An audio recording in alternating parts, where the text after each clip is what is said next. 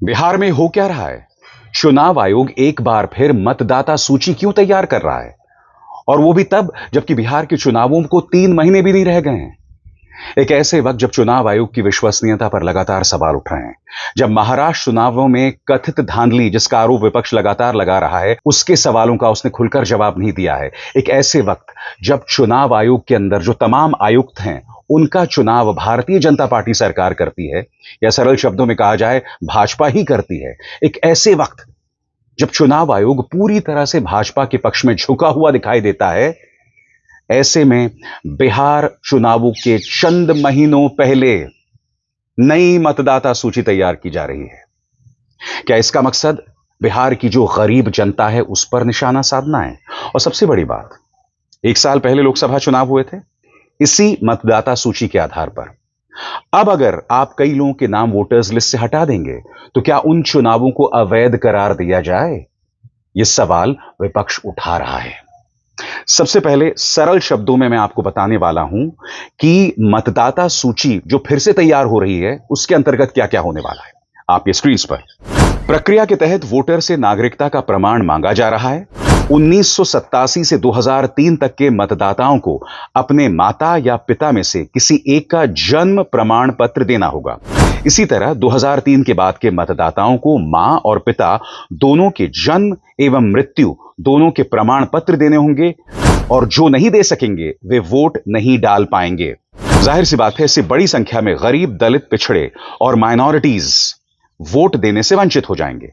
मोटे तौर पर यही वो मतदाता वर्ग है जो विपक्षी दलों के साथ है, यानी कि यह प्रक्रिया विपक्षी दलों को ज्यादा नुकसान पहुंचा सकती है। और सबसे बड़ी बात, चुनाव आयोग जब भी कोई प्रक्रिया करता है तो उसे विपक्ष को विश्वास में लेना चाहिए। इस पूरे मामले में विपक्ष को विश्वास में नहीं लिया गया है। स्वाभाविक सी बात है, विपक्ष इसको लेकर उग्र है। तेजस्वी यादव हमलावर हैं। तेजस्वी और कांग्रेस ने मिलकर प्रेस कॉन्फ्रेंस किया है और चुनाव आयोग की नीयत पर सवाल उठाया है। मैं चाहूंगा कि आप सुने तेजस्वी यादव क्या कह रहे हैं। सबसे पहले सुनिए तेजस्वी यादव क्या कह रहे हैं कि ये सब अचानक से क्यों। देखिए, अचानक से ये कदम उठाया गया है। पहले ये इलेक्शन कमीशन के शेड्यूल में नहीं था और इतना बड़ा कदम उठाया गया है, हमको याद भी नहीं है कि आखिरी बार इतना बड़ा कदम कब उठाया गया। और ये फिर से फ्रेश वोटर लिस्ट ये जो है बनाएंगे केवल मात्र 25 दिनों के अंदर। ये इम्पॉसिबल है। 8 करोड़ लोगों का आप डोर टू डोर कैसे जाओगे? आप डॉक्यूमेंट्स ऐसे मांगे जा रहे हैं जो गरीबों के पास है ही नहीं।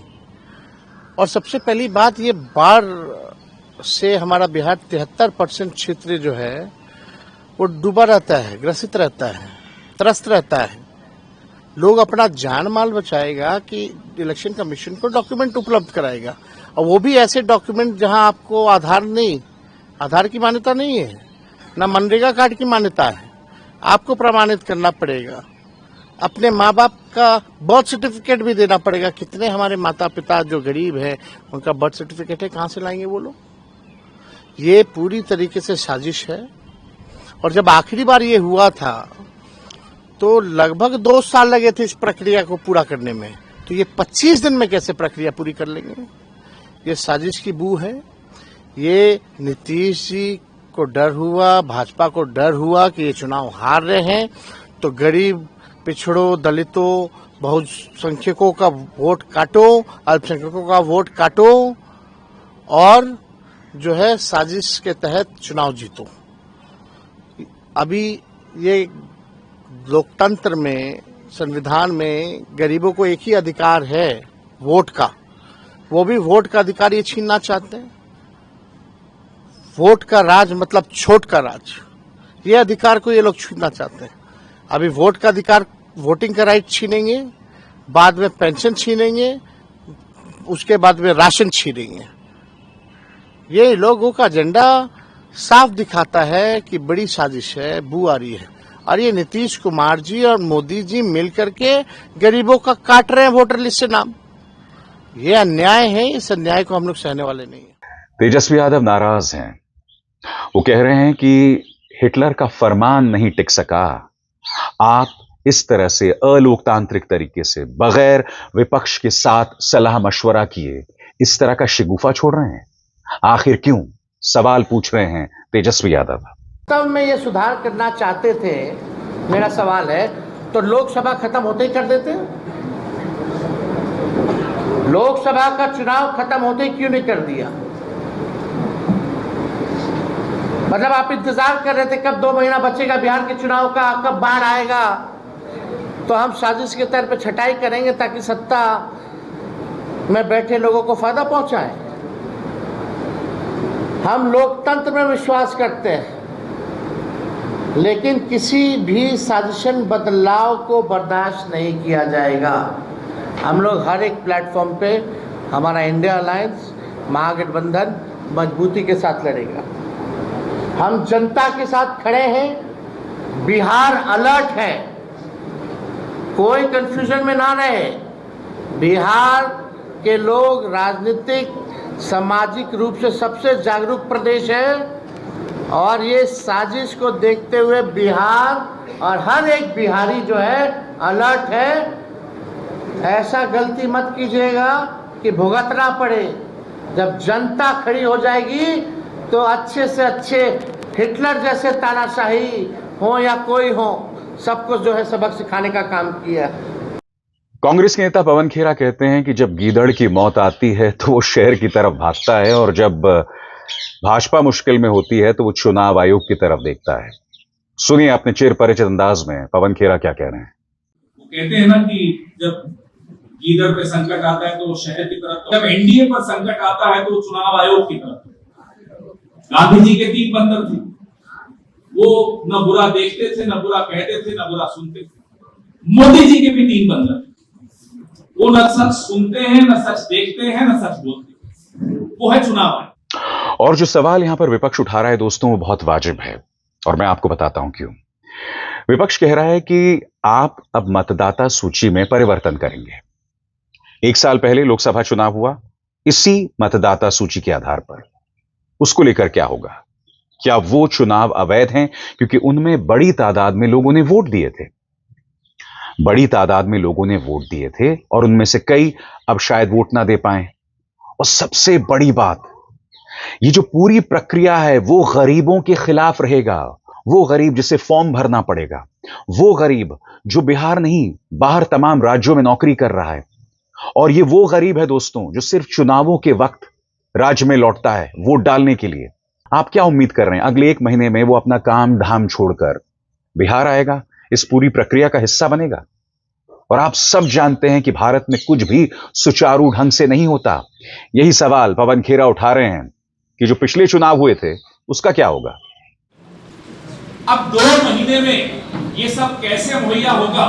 कौन कागज इकट्ठे करेगा? 2 नहीं, 1 महीने, 25 दिन ही, अब 1 महीने 25 ही दिन। सोचिए कहां तो कागज इकट्ठे होंगे, कौन सा सरकार इतनी काबिल सरकार है जो ये सब इकट्ठा करके और लिस्ट बना सकती है। चौथा, जुलाई 1, 1987 से पहले जन्मे लोगों को उनको भी व्यक्तिगत प्रमाण पत्र देना पड़ेगा। यानी कि 2024 का जो लोकसभा चुनाव है, कम से कम बिहार में उसको अवैध मान लीजिए, क्योंकि आपके पास तो आंकड़े थे ही नहीं। ये सब उन आंकड़ों की एब्सेंस में, उन आंकड़ों के बगैर आपने ये इलेक्शन कैसे कराया? तो उस इलेक्शन को पहले अवैध घोषित कीजिए, फिर हम ये सब बात करेंगे आपसे। नहीं तो क्यों करें आपसे बात, आपकी बात क्यों माने? 5वां, ये पूरी प्रक्रिया जैसा कि आपने कहा, घर घर जाकर 1 महीने में।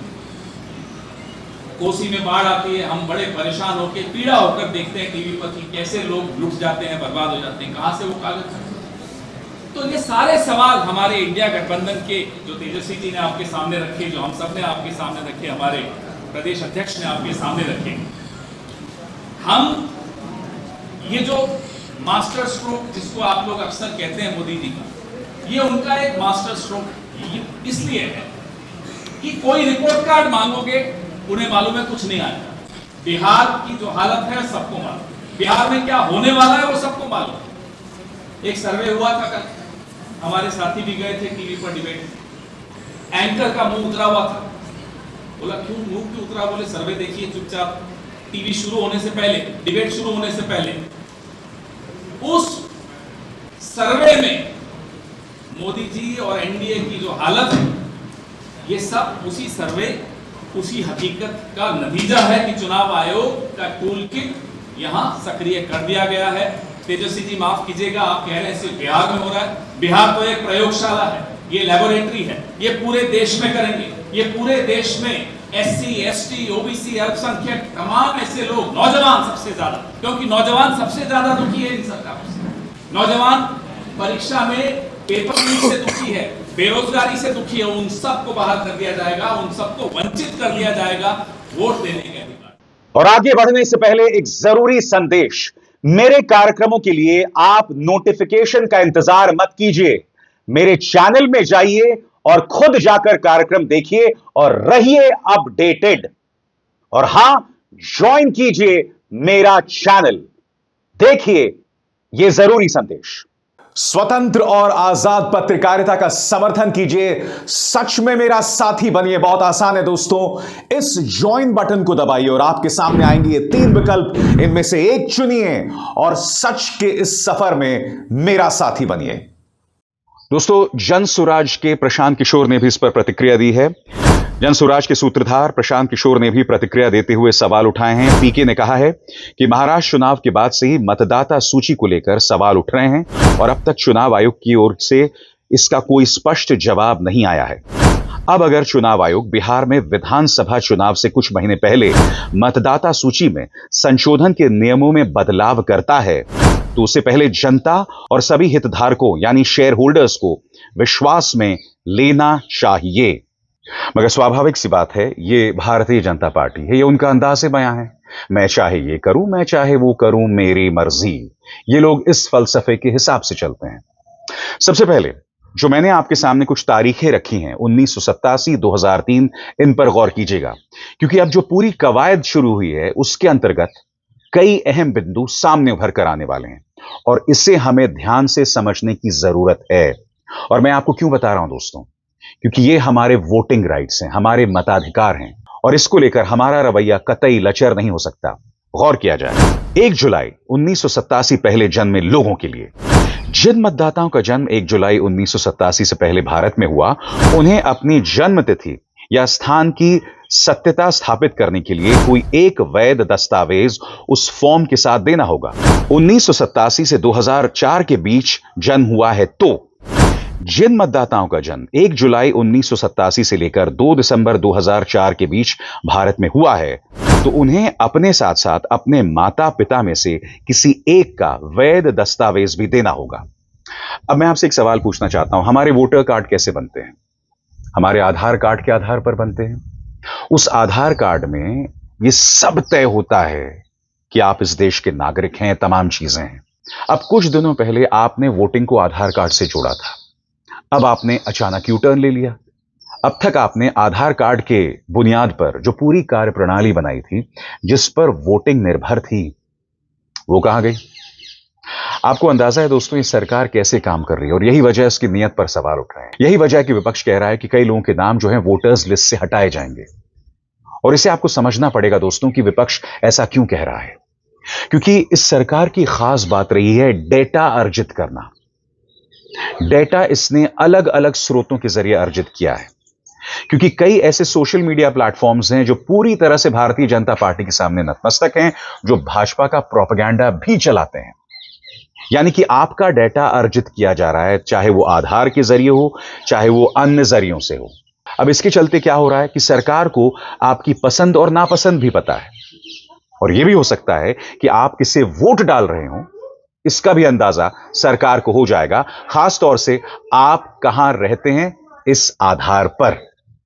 अब आगे गौर कीजिए दोस्तों, 2 दिसंबर 2004 के बाद जन्मे युवा मतदाताओं के लिए, इसी तरह 2 दिसंबर 2004 के बाद भारत में जन्मे मतदाताओं को अपना और अपने माता पिता का वैध दस्तावेज फॉर्म के साथ देना होगा। अगर माता पिता में से कोई भी भारतीय नहीं है तो उन्हें अपने जन्म के समय का अपने माता पिता के वैध पासपोर्ट और वीजा के सेल्फ अटेस्टेड प्रति देनी होगी। और सबसे बड़ी बात, चुनाव आयोग के पास भी ज्यादा वक्त नहीं है। अब आप सोचिए, एक प्रक्रिया जिसे अमूमन 1.5 साल लग जाए, 1 साल से ज्यादा का वक्त लग जाए, आपको लगता है यह सारी प्रक्रिया अगले 2 महीने में हो जाएगी? और क्या आप जानते हैं कि चुनाव आयोग को क्या क्या करना है? इस पर भी गौर किया जाए। होना क्या है? चुनाव आयोग घर घर जाकर मतदाताओं का सर्वे करेगा। इसके आधार पर नए वोटरों को जोड़ने और फर्जी मतदाताओं को हटाने का काम किया जाएगा। बूथ लेवल अधिकारियों द्वारा सभी मतदाताओं के वैध दस्तावेजों की जांच की जाएगी, फिर सत्यापन कर वोटर्स लिस्ट को अपडेट किया जाएगा। बिहार में मतदाता सूची का गहन पुनरीक्षण लगभग 22 साल बाद हो रहा है। आखिरी बार यह काम 2003 में हुआ था। ऐसे में मतदाताओं के मन में सवाल हैं कि उन्हें निर्वाचन आयोग को क्या क्या दस्तावेज दिखाने होंगे। इसके अनुसार BLO यानी बूथ लेवल अधिकारी आगामी 27 जुलाई तक मतदाताओं का सत्यापन करेंगे। इसके लिए हर वोटर को एक फॉर्म भरना होगा। यह फॉर्म BLO द्वारा घर घर जाकर मतदाताओं को उपलब्ध कराया जाएगा। मतदाता इसे भरकर डॉक्यूमेंट के साथ इसे वापस BLO को देंगे। वोटर इस फॉर्म को निर्वाचन विभाग की वेबसाइट पर ऑनलाइन भी अपलोड कर सकते हैं। यानी कि एक फिजूल की प्रक्रिया। कायदे से यह प्रक्रिया लोकसभा चुनावों के बाद भी हो सकती थी, क्योंकि आपके पास पूरा 1 साल का वक्त था। मगर आप आखिरी लम्हे में यह सब कर रहे हैं, जिसमें गड़बड़ी की गुंजाइश लगातार बनी रहती है। हमारे सामने महाराष्ट्र को लेकर मुद्दे थे दोस्तों। वो सवाल राहुल गांधी ने उठाए थे। 3 सवाल याद है कि नहीं आपको, या आप भूल गए हैं? पहला सवाल सुनिए राहुल ने क्या पूछा था। सबसे पहला सवाल, 5 साल में जितने वोटर लिस्ट में ऐड किए गए थे, उससे ज्यादा वोटर महाराष्ट्र में 5 महीनों में ऐड हुए हैं। 32 लाख वोटर्स विधानसभा 2019 एंड 2024 के बीच में। 39 लाख वोटर्स मतलब हिमाचल का जो पॉपुलेशन है वो ऐड कर दिया लोकसभा 2024 एंड विधानसभा 2024 के बीच में। यह पहला सवाल है। अब दूसरा सवाल राहुल गांधी जो पूछ रहे हैं कि ऐसा कैसे हो सकता है कि जो वोटर्स में बढ़ोतरी है वो एडल्ट पॉपुलेशन से ज्यादा है। दूसरा सवाल बहुत महत्वपूर्ण सवाल। महाराष्ट्र का पॉपुलेशन सरकार के मुताबिक, महाराष्ट्र का अडल्ट पॉपुलेशन सरकार के मुताबिक 9.54 करोड़। महाराष्ट्र का adult population 9.54 crore. Election commission के मुताबिक महाराष्ट्र में 9.7 करोड़ वोटर्स हैं। इसका मतलब इलेक्शन कमीशन कह रहा है, देश की जनता को कह रहा है, देश के युवाओं को कह रहा है कि महाराष्ट्र में एडल्ट पॉपुलेशन से ज्यादा वोटर्स हैं। यह कैसे हो सकता है?